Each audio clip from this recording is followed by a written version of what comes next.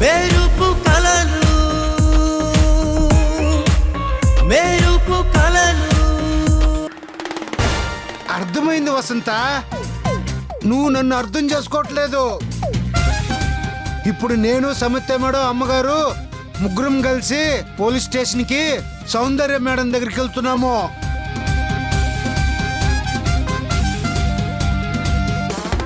అక్కడి నుండి మేడం గారు లాయర్ గారిని కలవటానికి వెళ్తారు. అప్పుడు నేను నీకు ఫోన్ చేస్తాను. కుదిరితే పోలీస్ స్టేషను, లేకపోతే పరిస్థితిని బట్టి చూడాలి. సరే సరే, అర్థమైంది. నేను కూడా పోలీస్ స్టేషన్కి వస్తున్నాను. సరే సరే. ఏంటి శ్రేణు, ఏముంటుంది మీ ఆవిడ? మా ఆవిడ మేడం అది. ఇప్పుడేగా మాట్లాడావు, అప్పుడే మర్చిపోయావా? అదే అమ్మగారు, తను ఊరు నుంచి రావడానికి ఇంకా టైం పడుతుందంట. అది చెప్పడానికి ఫోన్ చేసింది. పదండి పదండి పదండి.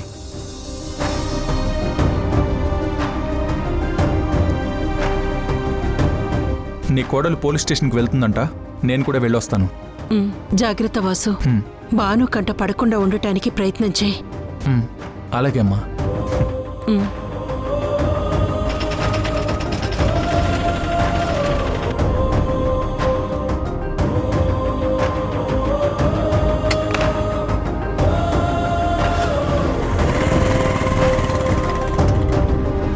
భగవంతుడా, సౌందర్యకి ఎలాంటి ఇబ్బంది రాకుండా బయటకొచ్చేలా చూడు స్వామి. Hello Bhanumathi madam. సార్, మా పెద్దమ్మాయి సౌందర్య తెలుసు కదా, తనిప్పుడు ఒక మర్డర్ కేసులో ఇరుక్కుంది. కానీ అది తాను చేయలేదు. దాని గురించి మాట్లాడడానికి వచ్చాను. మీ అమ్మాయి చంపింది ఎవరిని?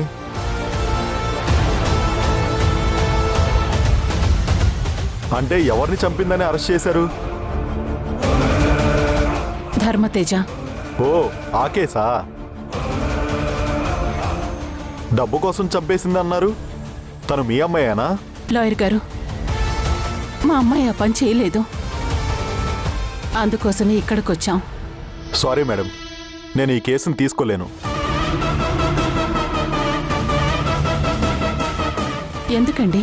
ఇలా ఆస్తి కోసం వలవేసి చంపిన కేసులో దోషి తరపున వాదిస్తే మేము చదివిన చదువుకే అన్యాయం చేసిన వాళ్ళం అవుతాం. ఏం మాట్లాడుతున్నారు సార్? నిజ నిజాలు తెలుసుకోకుండా మీరు ఇలా ఎలా మాట్లాడతారు? సమయం, ఈ లాయర్ ఏదో ఇంటెన్షన్ గానే మాట్లాడుతున్నారు. పద, మనం వేరే లాయర్ని చూసుకుందాం. మేడం, మీరు ఎంతమంది లాయర్ల దగ్గరికి వెళ్ళినా ఈ కేసు ఎవరు తీసుకోరు. మేమందరం కలిసి ఈ నిర్ణయం తీసుకున్నాం. అనవసరంగా తిరిగి టైం వేస్ట్ చేసుకోకండి. న్యాయం పక్కన నిలబడ్డానికి ఎవరో ఒకరుంటారు. ఆ ఒక్కరి కోసం వెతుకుతాం. పద.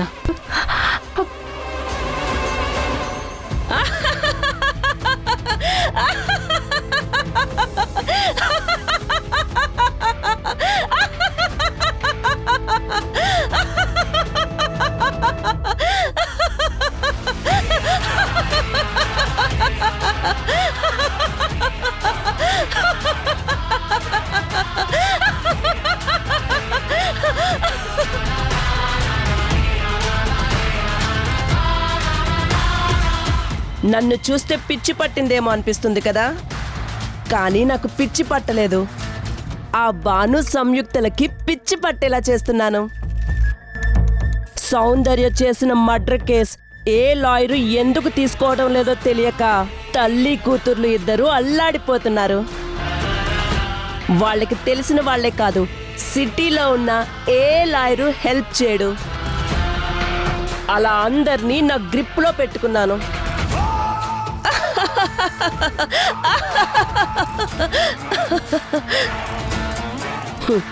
ఏంటి అలా చూస్తున్నావు?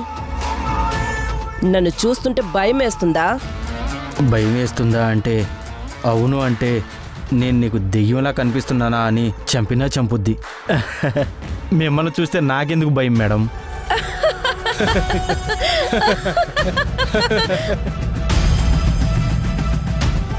నన్ను చూస్తే నీకు భయం వేయడం లేదా? ఇప్పుడు చూడు నిన్ను ఎలా భయపెడతానో.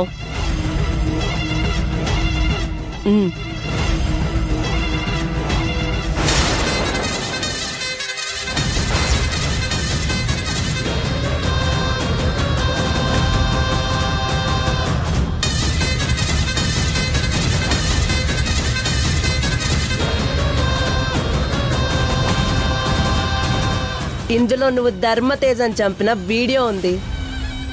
ఎందుకైనా పనికొస్తుందని సేఫ్ సైడ్గా ఆ వీడియో కూడా తీయించాను. దీని గనక పోలీసులకి లేదా రిషికి లేదా వాసు, సంయుక్త, భానుమతికి ఇందులో ఏ ఒక్కరికి పంపించినా నీ బతుకు ఏమవుతుందో చూసుకో.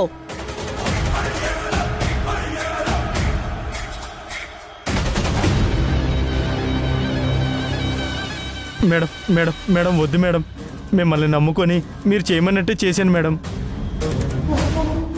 ఇప్పుడు ఆ వీడియోని వాళ్ళకి పంపిస్తే నన్ను చంపేస్తారు మేడం. మేడం మేడం మీకు దండం పెడతాను మేడం. మేడం ఆ వీడియోని డిలీట్ చేయండి మేడం. మీ కాళ్ళు పట్టుకుంటాను మేడం. Madam please madam.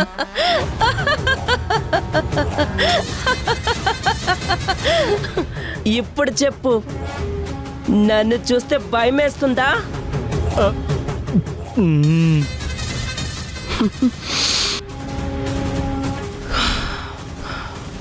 నన్ను చూస్తే నీకైనా ఎవరికైనా భయం రావాల్సిందే. రాకపోతే రప్పిస్తాను. నన్ను చూస్తే భయంతో బతకాలి మీరు.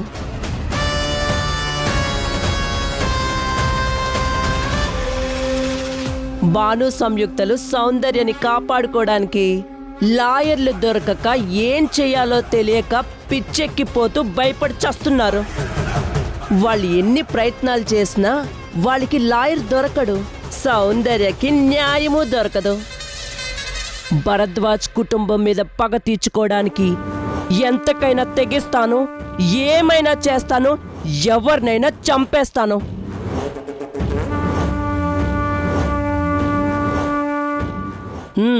వెళ్ళు.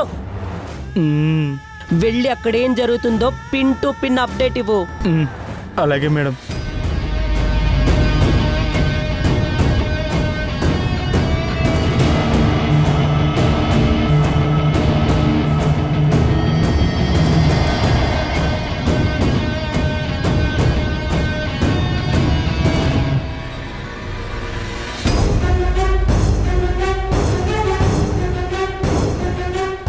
అమ్మో, డబ్బులకి కకృతిపడి ప్రాణాలు రిస్కులో పెట్టుకున్నాను. చూస్తుంటే పెద్ద సైకోలా ఉంది.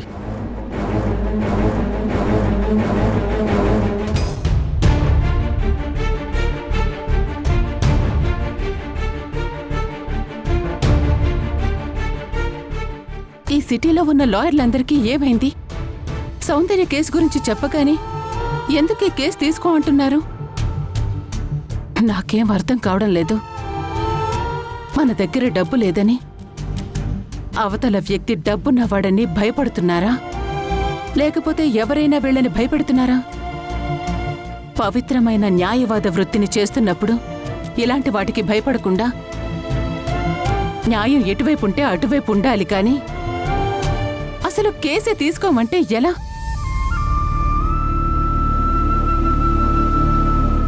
ఇక సాధారణమైన మనుషులకి న్యాయం ఎలా దొరుకుతుంది? ఇదంతా చూస్తుంటే ఎవరో కావాలని అక్కని మర్డర్ కేసులో ఇరికించి సిటీలో ఉన్న లాయర్లను బెదిరించి మనకి హెల్ప్ చేయకుండా చేస్తున్నారేమో అనిపిస్తుందమ్మా. కానీ అలా ఎవరు చేస్తారు?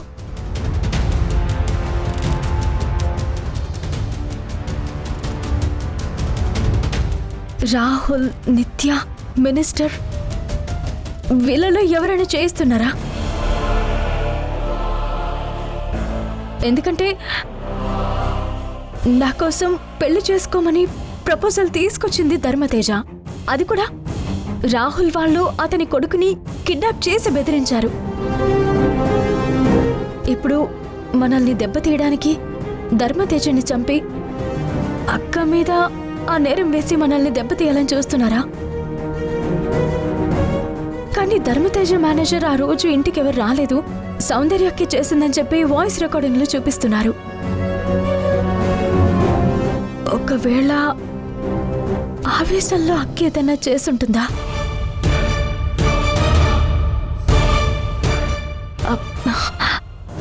అది నేను అక్క చేసింది అనలేదమ్మా.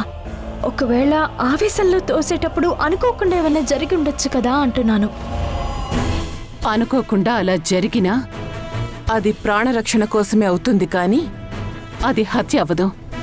నా కూతురు హత్యలు చేసే మనిషి కాదు. అది నిరూపించాలన్నా మనకి కోర్టులో వాదించడానికి ఒక లాయర్ కావాలి. కానీ మనకి ఒక్క లాయర్ కూడా హెల్ప్ చేసేలా కనిపించడం లేదు.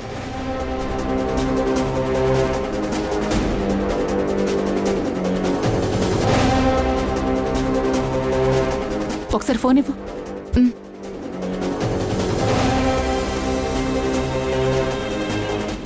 హలో, లాయర్ సుభద్ర, నేను భానుమతిని మాట్లాడుతున్నాను.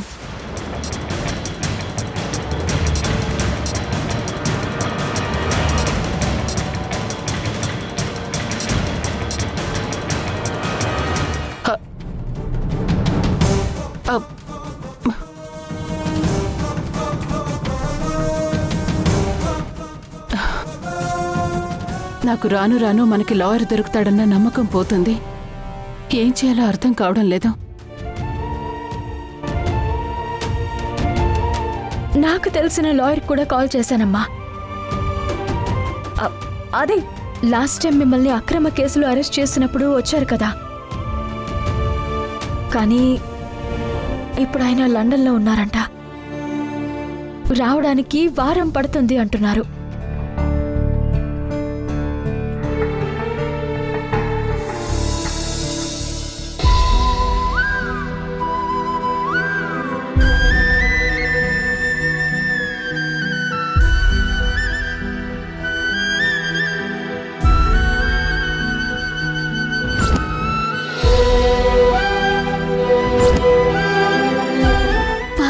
సంగీతని చూస్తుంటే నాకు చాలా బాధగా ఉంది. కానీ ఓదార్చాలంటే నాకు కుదరదుగా. పోనీ నేను రాగినిలా వెళ్ళి పరిచయం చేసుకుని మాట్లాడదామా? వద్దొద్దు, భయపడుతుంది. మరిప్పుడు నేనేం చెయ్యాలి?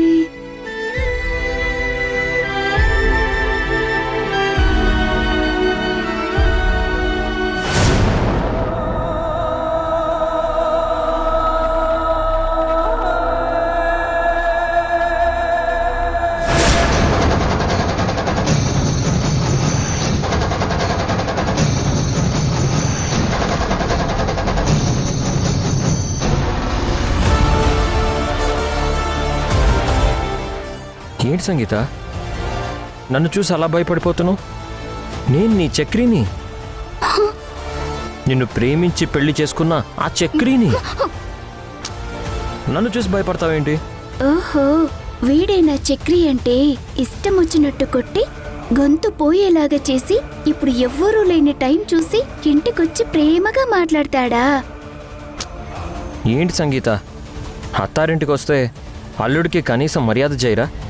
ఇలాగేనా చూసుకునేది? సరే, నేను ఎలాగో ఇక్కడికి వచ్చాను కదా. పైగా మీ వాళ్ళు నాకు కట్నం కూడా ఇవ్వలేదు. నాకు డబ్బులు కావాలి. వెళ్ళి తీసుకురా, వెళ్ళు. అరే ఏంటి అలా చేస్తున్నావు? వెళ్ళు. ఇంట్లో డబ్బులుంటాయి కదా, కామ్గా తీసుకొస్తే నేను కూడా కామ్గా తీసుకొని వెళ్ళిపోతాను.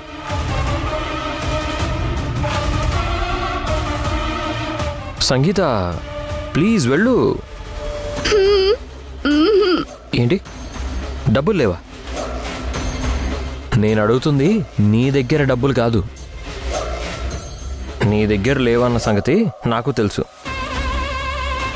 ఇంట్లో ఉంటాయి కదా, ఆ వెళ్ళి తీసుకుంటారా. ఓహో, ఇప్పుడు వీడు ప్రేమగా వచ్చింది సంగీతని ఓదార్చి తీసుకెళ్లడానికి కాదన్నమాట, బెదిరించి డబ్బులు తీసుకెళ్లడానికా? ఇదిగో చూడు, నువ్వు నాకు డబ్బులు ఇవ్వకపోతే నాకు కోపం వస్తుంది. నాకు కోపం వస్తే నేను మనిషినే కాదు, ఆ విషయం నీకు తెలుసు. అందుకే వెళ్ళి మర్యాదగా డబ్బులు తీసుకునిరా, వెళ్ళు.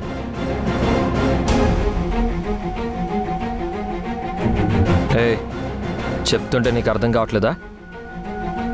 నాకు డబ్బులు కావాలంటే కదలట్లేదేంటి? వెళ్ళి డబ్బులు తీసుకురా. నీ ఇంట్లో లేకపోతే, నీ దగ్గర లేకపోతే నువ్వు నాతో రా, వచ్చి కూలి పంచి కష్టపడి డబ్బులు సంపాదించు. నువ్వు ఇక్కడుంటే నాకు ఎలాంటి ఉపయోగం లేదు. నువ్వు మన ఇంటి దగ్గరే ఉండు గాని పద రా రా రా రే నిన్ను రా ఏయ్, రా నాతో రా ఏయ్, నిన్ను ఎలా తీసుకెళ్తానో చూడు రా రావే రా రావే రే ఏయ్, రావే ఏయ్, నిన్ను చంపేస్తాను రా ఇవాళ.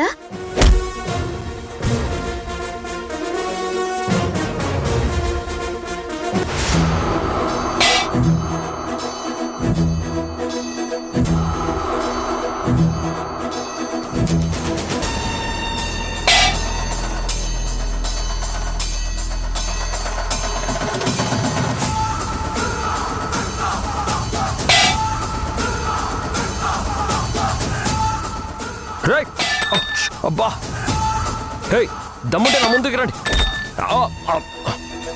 ఏయ్, ఏయ్, ఎవరు అది నువ్వే కదా ఆ, ఓ, ఆ, ఓ, ఓ, ఓ. ఎవర్రా హ? ఉషు, అమ్మో, ఏయ్, ఒసేయ్, తల పగిలేది హ. ఏయ్, ఏయ్, నా ముందుకి ఆయ్, ఏయ్.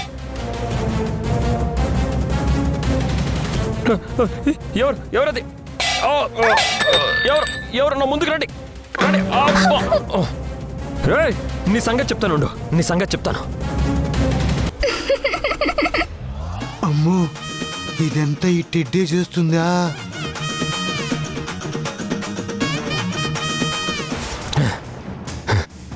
నీ ఇంటికి వస్తే నీ మనుషుల్ని పెట్టి కొట్టిస్తావా? నేనేం చేస్తానో చూడు. నువ్వు రోడ్డు మీదకి ఎలా వస్తావో చూస్తా. రోడ్డు మీదకి వచ్చిన రోజు నీ అంతు చూస్తానే.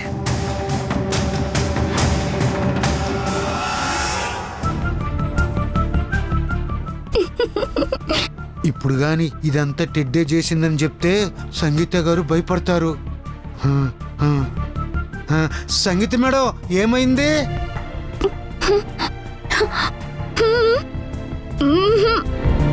ఇవన్నీ ఇసిరేసింది నేనే. చక్రి గారు వచ్చి మిమ్మల్ని తీసుకెళ్తుంటే ఏం చేయాలో అర్థం కాక ఇవన్నీ ఇసిరేసింది నేనే. చక్రి గారు వచ్చి మిమ్మల్ని తీసుకెళ్తుంటే నాకేం చేయాలో అర్థం కాలేదు. అందుకే దాక్కొని ఇవన్నీ పడేశాను. నేనే. ఒరే శ్రీను, భలే కవర్ చేస్తున్నావురా నువ్వు. మేడం మీరేం భయపడకండి, నేను ఉన్నాను కదా.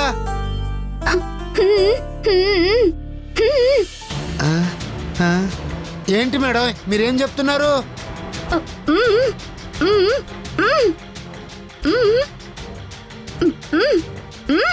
ఓహో, అమ్మగారు వచ్చేసరికి ఇవన్నీ సర్దేద్దాం అంటున్నారా? సరే సరే అలాగే మేడం.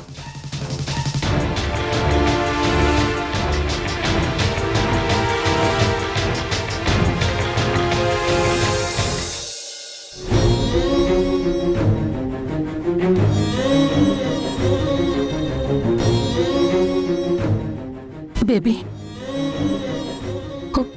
మామ్, నాకు రాత్రి అంతా ఎంత భయం వేసిందో తెలుసా మామ్? క్షణం కూడా నిద్ర పట్టలేదు. నువ్వే గుర్తొస్తున్నావు.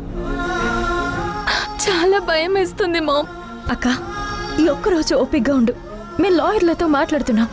నిన్ను బయటికి తీసుకుని రావడానికి అన్ని ప్రయత్నాలు చేస్తున్నాం. లేదు సంయుక్త, ఆ రిషి నన్ను వదిలిపెట్టాడు. ధర్మతేజ సార్ని నేనే మర్డర్ చేశానని బలంగా నమ్ముతున్నాడు. నన్ను వదిలిపెట్టను అని వార్నింగ్ ఇచ్చాడు. రిషి ఎవరు? అతనెందుకు నిన్ను బెదిరిస్తున్నాడు? చెప్పక్క, ఎవరతను? రిషి ధర్మతేజ వాళ్ళ అబ్బాయి.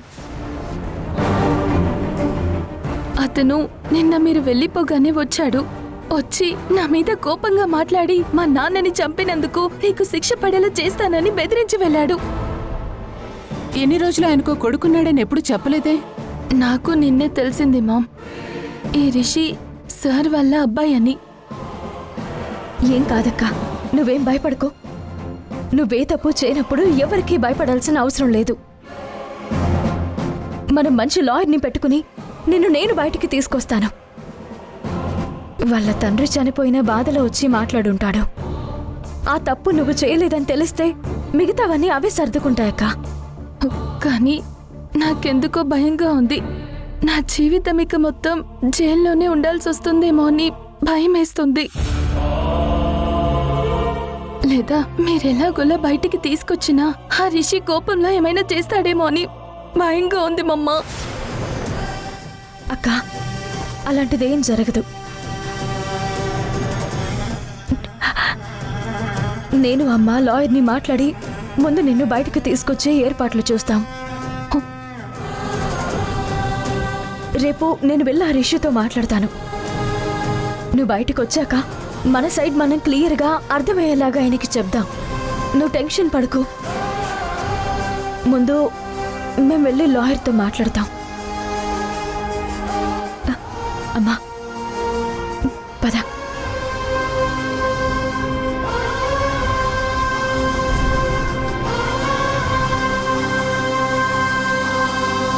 ఏంటక్కడ పరిస్థితి? లాయర్తో మాట్లాడారా? ఇక్కడ పరిస్థితి ఏం బాగలేదు. ఎవరు ఈ కేసును తీసుకోనని చెప్తున్నారంట. అయితే నువ్వు ఒక పని చెయ్యి. సార్. నువ్వు మీ మేడం దగ్గరికి వెళ్ళి ఆ,